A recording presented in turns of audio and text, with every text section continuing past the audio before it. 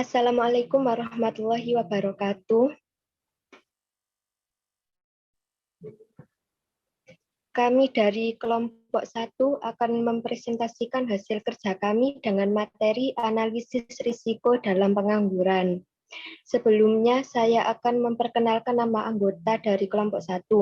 Yang pertama, Azizun Putri Tafarada, kedua, Fanya Ayu Amanda, ketiga, Ivone Rizkia Fadila, keempat, Jian Vinaya, kelima, Muhammad Reza Dewan, dan keenam, Royatul Ainia.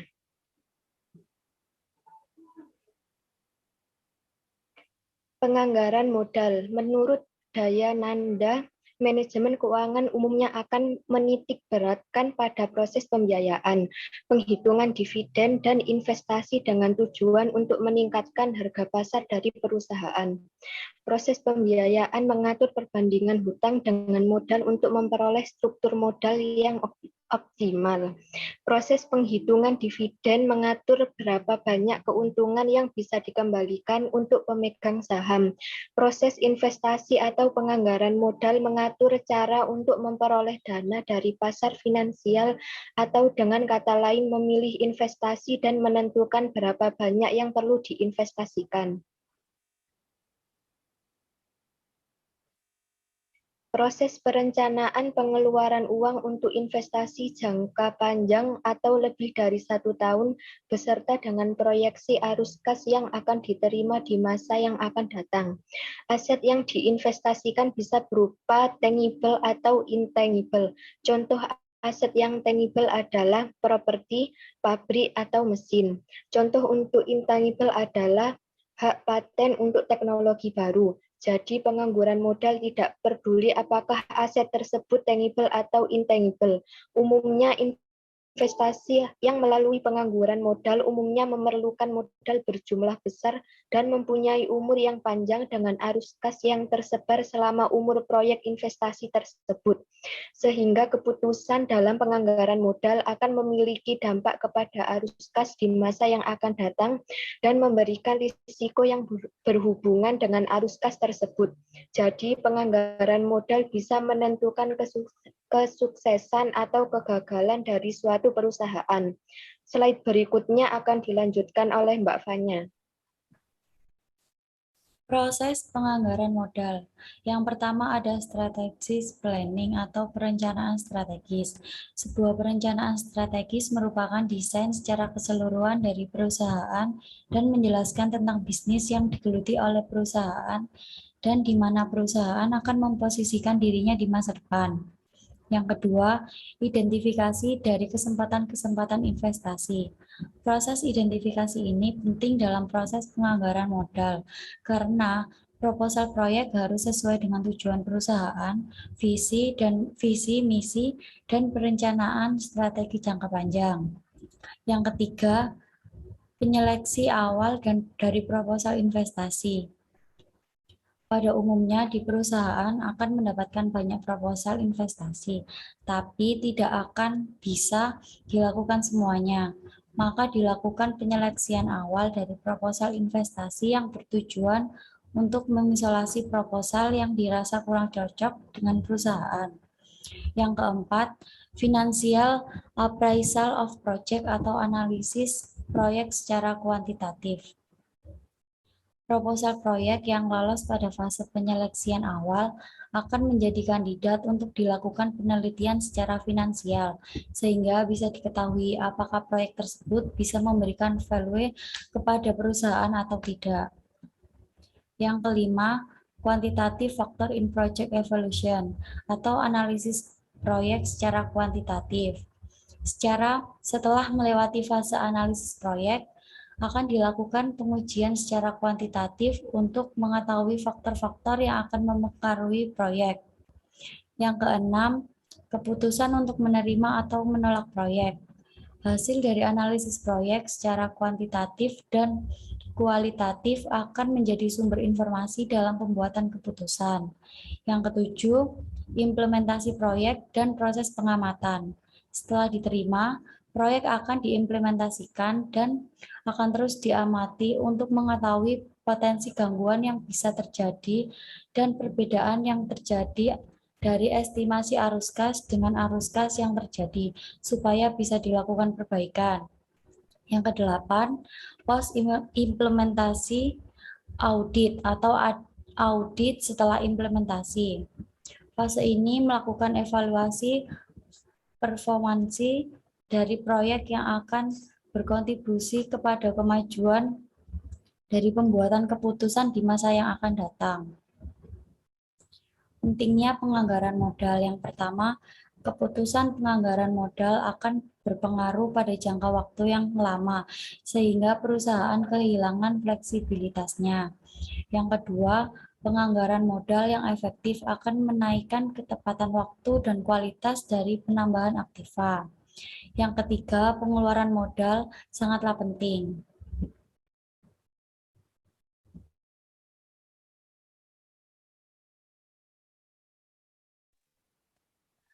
Jenis-jenis keputusan penganggaran modal. Yang pertama, penambahan dan perluasan fasilitas.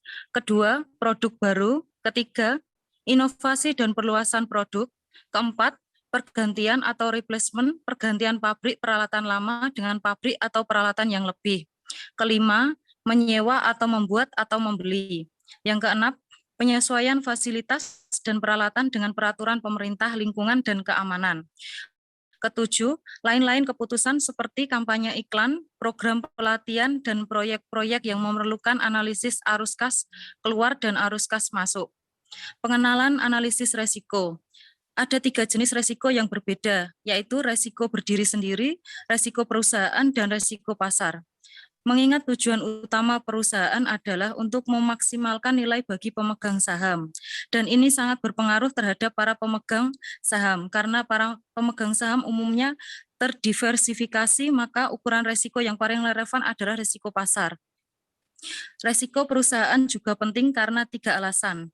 Pertama, pemegang saham yang tidak terdiversifikasi. Kedua, studi empiris determinan tingkat pengembalian dan diminta biasanya menunjukkan bahwa risiko perusahaan sama-sama mempengaruhi harga saham. Ketiga, stabilitas perusahaan sangat penting bagi para manajer, karyawan, pelanggan, pemasok, kreditor, dan juga bagi masyarakat di mana perusahaan beroperasi. Resiko proyek. Ada 3 jenis resiko suatu proyek yang dapat diukur. Yang pertama, resiko berdiri sendiri atau stand-alone risk. Risiko khusus dari suatu proyek aktiva tanpa dikaitkan sama sekali dengan proyek aktiva lain yang mungkin dimiliki. Risiko ini diukur dari variabilitas tingkat pengembalian yang diharapkan atas aktiva atau proyek tersebut. 2. Risiko di dalam perusahaan atau within firm risk. Risiko diukur tanpa mempertimbangkan diversifikasi portofolio dari pemegang saham. Risiko ini diukur dari variabilitas laba perusahaan yang diabaikan oleh suatu proyek tertentu. Yang ketiga, risiko pasar atau beta, market or beta risk. Risiko proyek yang tidak dapat dieliminasi melalui diversifikasi. Risiko ini diukur dengan koefisien beta proyek. Analisis risiko beta atau pasar dapat diukur dengan menggunakan CAPM dan SML yang menyatakan hubungannya dengan risiko. Slide selanjutnya akan dilanjutkan Mbak Yvonne. Metode yang digunakan untuk yang digunakan satu, analisis sensitivitas, yaitu suatu teknik untuk menganalisis risiko dengan mencoba variabel kunci dan mengamati pengaruhnya terhadap kondisi dan tingkat pengembalian. Analisis skenario, teknik untuk menganalisis risiko dengan membandingkan situasi yang paling memungkinkan atas A. Skenario dasar atau base case skenario adalah keadaan di mana semua variabel masukan diberikan nilai yang paling memungkinkan. B. Skenario terburuk atau worst case skenario adalah keadaan di mana untuk semua variabel masukan diberi nilai buruk berdasarkan perkiraan yang wajar. C. Skenario terbaik atau best case skenario adalah keadaan di mana untuk semua variabel masukan diberi nilai terbaik berdasarkan perkiraan yang wajar.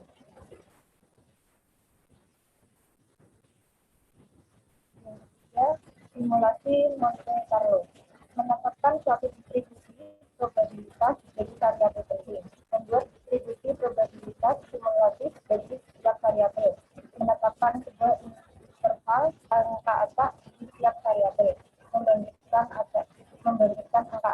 menyimulasikan serangkaian percobaan.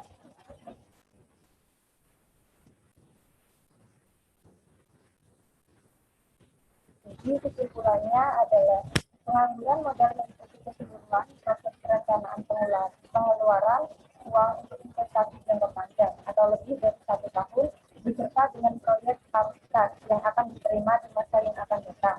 Aset yang diinvestasikan bisa berupa tangible atau intangible. Contoh aset yang tangible adalah properti, pabrik, atau mesin. Contoh intangible adalah hak paten untuk teknologi baru. Jadi, penganggaran modal tidak terdiri apakah aset tersebut tangible atau intangible. Umumnya, investasi yang melalui penganggaran modal umumnya memerlukan modal berjumlah besar dan mempunyai umur yang panjang dengan arus kas yang tersebar selama umum proyeksi investasi tersebut. Sehingga, keputusan dalam penganggaran modal akan memiliki dampak kepada arus kas di masa yang akan datang dan memberikan risiko yang berhubungan dengan arus kas tersebut. Jadi, penganggaran modal bisa menentukan kesuksesan atau kegagalan dari suatu perusahaan.